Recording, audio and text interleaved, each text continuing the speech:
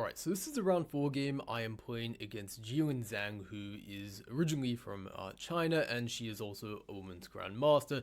Or at the peak, I think she was like in her 20s, she was like 28, 360 or something, so definitely she was, and still definitely is a pretty decent player. But these days she's mostly dedicated to coaching as far as I know. She doesn't play as much, so definitely felt like I'd have some good chances coming into this game, you could say. And I decided to start off with 1d4, my usual stuff. And after knife 6 c4, I was kind of expecting one of two things. Well, mainly the Grunfeld as she played in the game, but also I know that sometimes she goes for Benoni, but I also think this is mainly a weapon she uses against slightly lower rated opponents, you could say. So the Grunfeld is what I was expecting. I did some preparation beforehand. It's quite possible actually she spent a lot of her time preparing for the Fianchetto variations, because most of my games in the database from like 2023, I in this position had played g3, but okay, this game I want to go knight c3, and after d5 go for the exchange variation in the following fashion, where in this position white has a lot of different options, like one of the main lines you could say is rook b1, there's also like bishop e3, there's a lot of different stuff you can do. But for this game, I had prepared this sort of fashionable idea, bishop b5 check, and traditionally these sort of checks weren't considered to be too scary, but okay, there's been some more recent theories that's come along and sort of said this is quite a decent option. Probably black's main move, and the one I spent the most time preparing, is knight c6. There's also bishop d7, which isn't terrible. The idea is not to trade, but usually to come back and then just say the bishop's a bit misplaced on the square. But the probably third option, maybe the worst, but not like a terrible option still, is knight d7, which Jilin actually played in the game. And I had a feeling Jilin might go for this, because from what I'm aware, of course, as I said earlier, she's not like that active of a player these days. Her theory isn't like super up to date, and I had a feeling maybe she wouldn't really know what to do against bishop b5 check line. And okay, it's still a position after knight d7, but definitely white already has a bit of an edge, because the knight's just a bit passive on the square. But okay, castles is what I played, fairly natural move. And usually castles is what is played, and I've analyzed this a bit before the game, where I'm like, okay, I go rook e1, and now if you kick my bishop, I go all the way back to f1. And the bishop, even though it looks superficially quite passive on the square, I kind of like it here because it's just sort of out of the way for all of white's pieces, and it makes the position quite harmonious. For example, with b5, well, okay, first of all, like with the rook on e1, it protects the e4 square. If the bishop is on d3, sometimes this pawn can be a little bit loose. So f1 is sort of a bit better than e2 and d3 if you think about it from those perspectives. And also, if black ever does play b5, we just slam them with a4, and then it's very hard for them to sort of hold together this nice queenside pawn configuration. If they go b4, for example, I'm just going to take and go a5, queen a4, and snap that pawn up probably. And if they take, well, then their pawn structure is just weak with like this sort of isolated a pawn. However, Jilin played a move which I think is actually probably more accurate than what most people play, which is a6. And the reason is that now if you compare this to castles, rook e1, a6, bishop f1, my bishop doesn't really get the f1 square. It has to either decide between something like one of these squares, right? So I was mainly deciding between either bishop d3 or bishop e2. And the one I ended up choosing was e2. Maybe you could make a case for d3 being slightly better, like e4 is protected and stuff, but somehow intuitively bishop e2 just felt right to me. At the end of the day though, I didn't want to spend too much time on this decision, because, you know, the difference between like bishop d3 and bishop e2 is going to be like 0.1 or something, like at best. So I just settled for bishop e2, didn't want to think about this too much. Queen c7 was slightly unusual, delaying castles. I don't see any reason to not castle, but okay, queen c7 couldn't be too wrong. And I kind of decided to punish this a little bit by just developing my bishop out to g5. A very common idea in the Grunfeld, it's just an active square for the bishop. Of course, e3 probably is also a decent square, but I kind of want to be careful about putting the bishop here, because for example, I kind of have to watch out for knight takes e4 and also gain heat with knight g4 maybe. So e3 I wasn't as big of a fan of, but the idea of bishop g5, quite simply, is that now I'm sort of hitting you know, the e7 pawn. It makes it a little bit more difficult for black to castle. If they just try and kick the bishop around, like eventually I'm just going to hit their queen, and they don't really want to play e5. In fact, e5 would be positionally terrible, because look at all these knight squares in their position now. Probably something they want to avoid. So For that reason, knight f6 was played, feeling logical idea, blocking the bishop off like this, and also of course attacking the e4 pawn. I defend it with queen d3. This was kind of my whole idea initially when I played bishop, back to e2 instead of d3, was I was going to use my queen actually to defend the e4 pawn, and it might look a little bit strange to some people to put the queen on the square, but it's actually quite a common idea in these sort of exchange Grunfeld positions, and it's not really very easy for black to punish this, so to speak. For example, if they try to go b5 immediately, I thought they'd probably get a4, and it's very difficult for them to hold together this construction. Again, if they go c4, I can bring my queen back to b1, I thought, and again, it's very difficult for them to sort of guard against this threat, I thought. So for that reason, we saw castles, and now I was a little bit more concerned about b5, so I decided to play a4, simply stopping that. Now we saw rook d8, and I play a3. And my reasoning behind this move is I actually want to play this sort of move, queen e3, and get my queen off the d file, but also sort of maybe stop black from ever playing this move h6, given that my queen is now covering that square. However, I didn't really like the fact that I would be allowing knight g4 in this position, so I decided to go h3 first. It also does stop bishop g4, which kind of makes it a little bit difficult rather to activate this piece, so we saw bishop d7. And now I go queen e3. I should also note that around this point we both had around like an hour on the clock, so we'd been spending a bit of time trying to figure out like the best sort of places to put our pieces and whatnot, like should I go for this pawn break yet or stuff like that. But okay, we hadn't spent any like crazy amount of time yet, but this was the first time in the game where Jilin really started to think, and she eventually played this move b5, and obviously this is creating some real conflict in the position, you could say. But as it turns out, this was not really the strongest move in the position, because now it allows white to play d5, which is very annoying actually. And the reason basically is that if black just does nothing, like let's say they take this pawn on a4 for example, and I also could have maybe taken and then played d5, but I want to really keep as much tension in the position as possible. I didn't really want to make a bunch of exchanges, so I played d5, and basically the point now is if they take on a4, I'm going to play c4, look at the center, and I'm going to play e5 next. I can't really go e5 immediately because the pawn on d5 is going to hang, but if I play c4 and then e5, well, then that's going to be very strong. So basically that left Jilin with her only move in this position, at least I thought like the only move, at least from a strategic point of view, was to play c4, basically stopping white from playing c4 then e5. And if I can't, play c4, it does make e5 a lot more difficult to really get in. Nonetheless, I was very happy by this point. I felt like I had a clear sort of advantage, and it turns out that this probably should have been avoided by, in this position, playing c takes d4, takes, and then b5, because now, like, okay, sure, we might be able to get a pawn to, like, d5 or something like that, right? But it doesn't really mean as much with the c pawns being exchanged, because we can't go, like, d5, c4, and then e5, right? It's going to be very difficult to get both d5 and e5 in with the c pawns missing. And also, of course, like I don't really just want to go e5 like this, because then like they get good control of the light squares with knight and d5. So that was probably a good idea. Like in this position, might be natural for white to just take the pawn, and we could have some exchanges like this, and white's slightly better, but it's definitely not what it was in the game. So okay, though, we had a b5, d5, c4.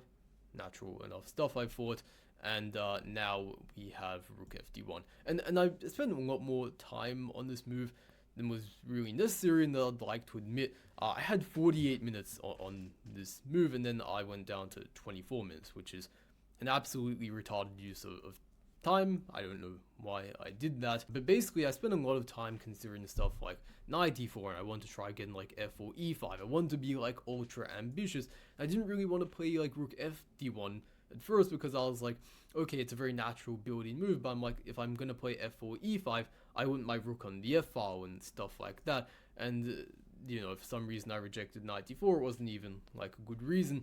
I was also spending time looking at stuff like bishop f4, for example, and like the queen moves somewhere, and I go like bishop e5, and then like try to oppose the bishop. And I was thinking of like all these kind of convoluted schemes, but eventually I just played like a very normal looking rook fd1. Those other moves were fine, but this wasn't a position where I should have spent this much time. But okay, rook fd1, and she plays a move that I didn't even really anticipate. Well, I saw the idea in various lines, such as the bishop f4, queen a7 one, but I didn't really expect to see it after rook fd1, to be honest, this queen a7 move. But like, granted, it's very difficult for black to actually come up with a move to play. For example, it's difficult to break with e6 because you're always going to run into issues with like d6 e5, for example, and also of course like e5. Well, I can just take that and then probably go e5 as well here, because like knight d5, and I'm going to take that, and it's like material obviously. So queen a7, I guess it's sort of like, what else can you really do? And I was very surprised actually when I saw this, because I was like, can I not just go e5, bust ruin your position, take e7?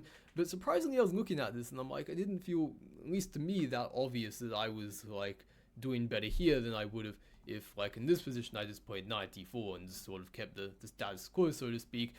And yeah, the engine sort of agrees, like, this is good for white, but it's definitely not really any better than this. So definitely I was also sort of like kind of approaching time trouble at this point, so I didn't really want to take the risk of this not being completely crushing, when in fact I could just kind of keep doing what I was already doing and be much better. But okay, after knight d4, I was pretty sure Jilin would just play queen c5, which she did. Very logical move, sort of just bringing the queen to a more active square and also getting out of this nasty a takes b5 threat. You'd want to avoid that as best as possible. And yeah, again here, I think this one I didn't spend too much time. I had to sort of ramp up the speed a little bit. I played bishop f3. Turns out it was even slightly more accurate to take and then go bishop f3, because apparently in this position black's best move is to take this. And to be honest, I think my intention here was to just go knight c6, and I thought these sorts of positions were not very good for black. If they just move the rook, I'm going to get e5 in.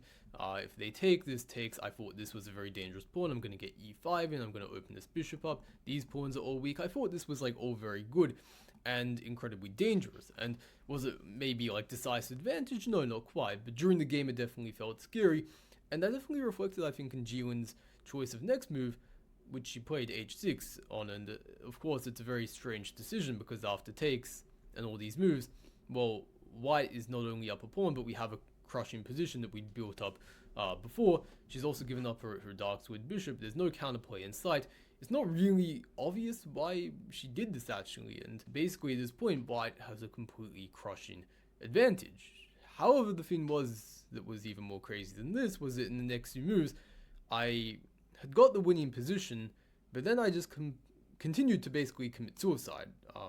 Maybe not suicide in the fact that I'm like losing in the next few moves, but I give away my whole advantage. I play d6, and then rook a b1, and basically by this point I already sort of thought that like in this position I'd play e6, and after this that I'd play this, and then after takes, but then I forgot that she can take this first, and then this was not what I wanted at all. There were way too many trades and I lost a lot of my steam. It turns out e6 was still technically good, because after bishop takes e6, and by the way, f takes e6 I'm absolutely fine with, because like look at this structure, right? It's like this one, right? Like this is yeah, this undoubtedly not good for them. I can maybe like shove my queen to h6 or something, can take on e7, I can do whatever I want, right?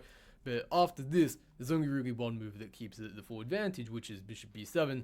The rook moves, then knight c6, and now because of this fork, we are doing very well. However, I was kind of getting low on time. I was maybe getting even a little bit nervous, not that I want to admit that. And basically, I sort of was like, okay, like, fuck it, whatever, right? Let's go, like, rook b1. I should also note initially, I think from, like, my calculations, for some reason I might have even considered rook b8, when, okay, this is definitely very strong, because I get this, and this is just, like, quite clearly good. But after rook ac8, obviously this doesn't really work as well, because after takes, if you do this, well, you just give them the two minor pieces, and this isn't very convincing. It turns out technically white still has some advantage after queen takes e5 miraculously, and d takes e7, because you win the piece there, and then like after all these pawn trades, we are ultimately a pawn up in this endgame with a sort of weak c4 pawn, and maybe bishop versus knight, and typically the rook and bishop work better together than the rook and knight. So this definitely would have been better than what I did in the game, which is rook a b1, just sort of keeping the tension a bit. But the issue was after takes. Sure, they couldn't really take this because knight f5 and now it's discovered attack and I'm also threatening knight e7, but they just kind of leave the d pawn there, and it's going to be very difficult for me to actually hold on to this, to the point where now, after queen e7 and dancing a bit around the queen e5, not even the most accurate move, but this is going to be, yeah, very difficult to defend. And all of a sudden, the endgame is actually double-edged, where white has this passed a pawn, and really all shit just kind of letting loose at this point. And by the way, you might be wondering, well, Sam, then what were you supposed to do here? And there's probably like 20 different winning moves, but probably the easiest one was e6, and it's kind of weird to admit, but okay, like obviously I saw this as like completely winning, but I was like, okay, I'm not so sure what I do after bishop e8, and at the very least I can just take, and this is like completely winning somehow, right? Like knight c6 to say the least, but definitely, at least to my eyes, like a very simple one is just d6, and you know, you just attack the rook, and you're probably going to be winning the exchange since they just move it. You're going to play d7 and win that, right? So yeah, I feel like an idiot even talking about this. Let's move on to what happened in the game. And not that I even really want to talk about this either, to be honest, because like, what the hell was this, right? I played bishop b7, I tried to win a pawn back. It would have even been better to play rook b6 and actually sort of protect this and also try and get behind their pawn. My brain sort of like shut off at this point. I was really pissed off with myself. Rook ed5, and again, rook b6 rather would have been the best move. My bishop can come back to b7, kick the rook out, and then again sneak behind the pawn. But for some reason, rook b6 not on my radar. I played knight c2, hoping for some sort of exchange like this. It was not to be though, because instead of that, rook d3 was played. And like again, I saw rook d3, but it was only after I really played my move knight c2. But it's just a very strong move. It attacks my pawn, and if I exchange like this, well, she's gonna take, and it's a little bit annoying to deal with. It's probably okay for white in this position, because like the pieces, they're not gonna hang. I can at least play bishop d5 check. But like again, was this what I wanted? No, it wasn't. So desperate for something, I play knight e3, and it's maybe not even that good. The engine doesn't hate it actually, but honestly, like, it was basically an attempt at trying to get some sort of active counterplay. I say you can take c3, but like maybe I can get something like knight d5. But then I realized once I got to this position, knight d5, what does this even do? Like rook b3, and I'm actually probably in serious trouble. So I tried to play rook b8. I tried to get my rook, and I tried to do some active stuff. But again, this move actually doesn't really do anything. It's like I'm skewering the knight, but so what? So a3 happens, and okay, at first I actually want to play rook a8, to be honest. And well, first of all, I think I actually want to play rook d5, but I think I realized here this doesn't even really work, because she's just gonna take, and then go a2, and naturally, no, probably not that first. Probably rook c1 check, before a2, boom, and then this, and I simply have no way without like rook a5 and being a piece down to really stop the pawn. So I realized that the thing I want to go for at first doesn't even work. I was kind of pissed off again. Rook a8 also, like I mentioned this one, but didn't quite get around to that. I want to show the other one first, but rook a5 I thought was quite annoying, and it was actually okay, it turns out, because I have knight takes c4, with the idea that if rook takes c4, I have rook takes f8 check first, and then bishop takes c4, and if they go like a2, I'm just going to go like rook a1, and I'm going to be holding that pretty okay, I think. But okay, what happened was a3, and now I decided to play, because the other stuff, I was scared of rook a5, right? I saw that this didn't work. I'm low on time. I'm like, okay, let's just shove the rook on a1, stop the pawn from advancing anymore. Rook b3 we saw anyway. Of course, I do not want to take this, since I cannot take that, because like, holy shit, this is not going to be good. So I play rook a8, and this time I think I saw that rook a5, I get this, and now this should, again, probably, hopefully, be okay. So rook a8, c3, and even though these pawns look sort of dangerous, they're really pushing on. Okay, I didn't play rook takes a3, obviously. Chess base, I don't know why you're trying to troll me, but this I felt like should probably be okay, because these pawns are both very hard to actually advance, especially after bishop c4, rook b4, bishop d3. Both of these pawns are kind of being blockaded. This one is probably gonna only hang in a matter of time. Rook d4, bishop d2, okay, she wins d6, it was only a matter of time. I take back the a3 one. I was deliberating a bit between whether I should take this rook or the other one. The other rook sorry, this one rather, I felt a little bit might be risky because I'm neglecting the back rank a little bit. The computer says it's okay, but okay, I'm like, I'd rather just take this one. Yes, I do allow the knight to get active without having to spend a tempo of the king now, but I thought it was a bit more important to guard this. But okay, that's what I did. And here I start, well, first of all, I should say that the material is clearly equal in this position. We've reached a bit more of a calmer situation compared to what was just going on. But definitely still, it feels like black is the one who has the slightly better chances because they have the passed c pawn. That actually poses some real danger compared to white's kingside majority, which is really going fucking nowhere. So I tried going rook c1, and like I want to target this pawn, but already this was a bit of an inaccuracy because after knight d4, there's like some threats, right? And I can't go king f1 and stop knight 2 like that because then the bishop's going to come in there. So it turned out the best move was king h2, but I mean, we all know the rule about how you want to put your king towards the center in endgames. King h2 is the furthest thing from that. It's not a very easy move to play. I tried to play bishop d1 with the idea that now I can get my knight to c2, and I did do that, fortunately, in the game.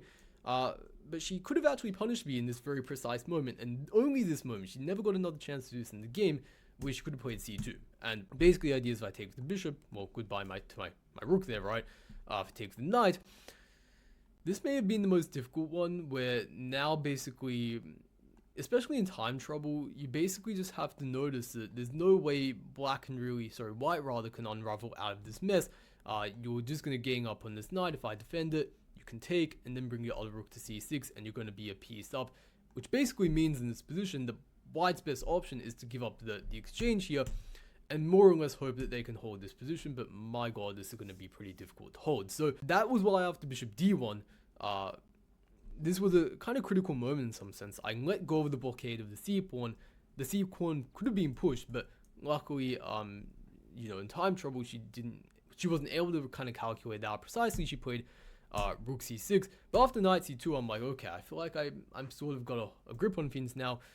If she just trades, I feel like I should have the blockade of the pawn. I should be kind of holding this. She goes knight b5, which makes sense to try and keep more pieces on the board and also keep my pieces sort of awkward there. If she just sort of exchanges pieces, it sort of allows me to feel a little bit more of like breathing room, you could say, whereas after knight b5, there's not as much of that. I put rook a8 check, and in the same spirit, I thought she should have just played king g7, just sort of keeping more tension in the position. Rook c8 was a bit of a surprise. It doesn't like massively change the evaluation, but from a practical point of view, I think makes it a bit easier. So I take bishop e2, I activate my bishop attack for knight also. Knight e6. I would be very happy, I think, to just like take and do something like this. I'm not sure whether actually that's completely correct, but I thought maybe that's like just makes it easier to hold. I don't know. But okay, knight d6. Knight e3, activating my knight a little bit, bishop e6, and we shuffle around a bit here. I bring my king close towards the pawn, and actually I'm starting to feel like I'm actually maybe the one who has a bit of an edge, because if I get my king like one square closer, I might just gobble the pawn up. So definitely I think she might have been feeling a bit of pressure here, and this was actually an interesting moment where she checked, I went here, she played bishop b3, and it sort of seems like she's saying she would be okay with a draw here. And if I play a few more of these, of course, it's going to be a draw. But I decide to roll the dice here a little bit, and I decide, no draw, let's go rook b1, let's continue this out a little bit more. And now, basically, what I'm saying is, okay, I'm going to activate my rook, but I'm sort of leaving this pawn alone a little bit, and maybe that has some risk associated with it, but I believe enough in the resources that my position holds that I'm okay going into maybe a slightly more messier position, you could say. And basically here also it's difficult for black to activate their king like they would like to, because now I just go f4 check and their king cannot hold on to the knight d6. If they move their king, it'd probably have to be backwards, but of course that's a bit of concession on their part. Maybe I'd go like king d1 and bring the king closer to the pawn there. But okay. Instead, we had a bit of a weird decision in the game, knight f5, and if you turn the engine on, it will tell you this is still completely okay, but to me in the game, I thought this was incredibly strange. Maybe not like losing, but I thought like, I don't know why you would play that move, because now you're damaging your structure after this, and I want to take with the bishop and not the knight, and the reason was that okay, well, maybe you could say knights are trickier to deal with than bishops, but also I felt it would be easier to use the knight to attack the c pawn than it would be to use the bishop, of course. So I want to take the bishop, and of course the problem is that you're forced to take for the pawn, and now that means in the long term you have to deal with the passed h pawn. Of course, there's still the practical difficulties of this pawn being here and f4, bishop f5 being an idea in various positions, such as this one, for example. If I'm not careful, like I just play any random move, f4, bishop f5, c2, I'm dead. So I had to be a little bit careful. I had to give a check, and we repeated a bit here where we did some of this stuff. I go back to b1, king e5, and I didn't really want to go rook c1 because I was like, okay, I can like gang up on this pawn, but it's not really working because after bishop f5 check, like I have to go backwards, and already I can feel this sort of going a little bit wrong. King d4 and all my pieces feel like shit. So like probably c2, king c3, and I think actually black might be winning. So I'm still okay. I think if I like go knight g4 check and allow a bunch of stuff to get traded off, but I wasn't really in the mood for that. I still was kind of feeling ambitious. I played rook e1 here, a bit of a tricky move, lining the rook up with the king, and basically the point is now with f4, I'm going to go knight d1 check, and I felt like, you know, here I really have some stuff going for me, I'm much better. If you turn the engine on again though, it still says this is dead equal, 0, 0, 0. I think that the point is, it's just this bishop is quite strong, and these pawns are always kind of hard to advance. The rook can kind of swing around and attack them. Swing around and attack them rather. So basically, this whole ending, like the engine basically just evaluated as 0, 0, 0, which I found really funny because in the game I felt like I had a lot of momentum, and I think she sort of felt that too. And after king f6, especially f4, where she basically tries to avoid these checks, right? Now I'm like, okay, well, she's definitely threatening f4. Now I have to go f4 myself. And also I feel like sort of I'm paralyzing these pawns and light squares, which makes this bishop like extra bad, you could say. I really felt stuff was going my way. She played king g6. Rook c1, she tries to run the king around a bit. I take this, and basically she brings the rook around, and I also bring my king around. And basically at this point I thought that, like, okay, I'm not sure how I'm gonna win yet, but I must surely be better. I have an extra pawn. She is this bad bishop. These pawns are also doubled. But if you switch the engine on, the evaluation is like 0.2 or something like that. And I think it's basically the only reason it's 0.2 is because like my material advantage, right? It's probably actually just a draw if they like bring the rook around, I think is the point. And basically it's difficult for white to make progress. Like if I try to play rook c5 and attack this pawn, probably the rook comes around here, and it's again very difficult to make anything actually happen. But after this move king h4, I did play king f3, and I kind of brushed over this like very quickly, but like there's sort of two moves with the king that you'd sort of consider, either like moving the king to f2 or f3. And the only reason I played f3 was because I was like, if rook g3 check and it comes back or something like that, because it can't really stay there for too long, well, like, okay, they've just sort of wasted the tempo. And like I'm clever because compared to king f2, like this is a tempo up with white to move compared to just going king f2 immediately and now there's black to move. But actually it turned out that rook g3 not only lost the tempo, but it's actually losing the game. After king f2, the rook comes back, and now I get rook c5 in. And during the game I was just like thinking like, okay, I'm like winning anyway. But after the game I was very shocked to find out this whole thing like should have been a draw, and it was only because of my tricky move king f3, which baited rook g3 check, which was a huge blunder, that this was now winning, because there's no way to defend the f5 pawn. Unfortunately I win that, and she gives a couple checks, but unfortunately it's going nowhere. I'm gonna pick up this pawn probably, and this is a completely winning position with no hopes for black. So my opponent resigned in this position, and somehow miraculously after getting this amazing position of move 24 where I was completely winning, and then throwing it away within 2 moves, and then getting into this whole bloody mess of an endgame where maybe like at some points I was even like worse, should have been like worrying for my life, I managed to come back from this, somehow like win the c3 pawn after like a whole mess of moves. I decline a threefold repetition. I somehow, again, I won the c3 pawn. I don't know how any of this happened. And then even after all that, this is supposed to be a draw, but because I played this weird tricky move, which I didn't even know was like that good, I managed to win the game. I don't even know what to say about, like, I don't know, the whole thing was really just a whole like adrenaline rush. After the game, I felt like a weird sort of mixed feelings of like hating myself, but also being like, how the hell did I win this? I don't know, it's super weird. Like at the end of the day, I'm glad I somehow did it, but like my god, do I feel like I have some sort of mental disability for messing this up. But again, taking a look at how the whole round unfolded, there was only after this round one player. Actually, there was already only one player coming into this round on a perfect score, but Rishi Sardana, the top seed, by quite a margin, continued on that perfect run on 4 out of 4 points. We also saw Frederick Litchfield beat Ying Liu in a bit of a crazy game. Also, Qian Li, he beat the Stephen Solomon, who I played the previous round to be on, sorry, that was 2 rounds ago, to be on 3 out of 4 in quite a nice game. Also, Benjamin Leong drawing against Trevor Tao, that was sort of a big one. And yeah, so obviously a bunch of stuff is happening on the top boards now. We're starting to sort of see certain people like drag ahead of others, so to speak, and the tournament is looking quite interesting. This was also a single round day, and the next day coming was a double round day, which would really sort of be a big determinant in sort of who stands where. Definitely a very exciting point in the tournament. I was doing kind of well so far. Pretty excited to see what happened the next day.